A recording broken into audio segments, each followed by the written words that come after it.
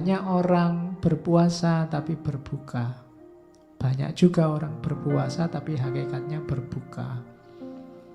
Puasa tapi buka puasa itu orang yang puasa hanya jasmaninya saja, tidak terhalangi dari maksiat, tidak terhalangi dari dosa-dosa batin dan anggota tubuh. Itu namanya orang yang puasa tapi sebenarnya buka puasa.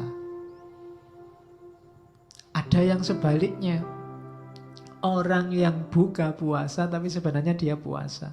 Disuruh puasa tidak mau, tapi dia sudah menjaga batinnya, dia sudah tidak melakukan maksiat, hidupnya sudah tertib, tapi dia tidak mau puasa. Itu orang yang buka puasa tapi hakikatnya puasa.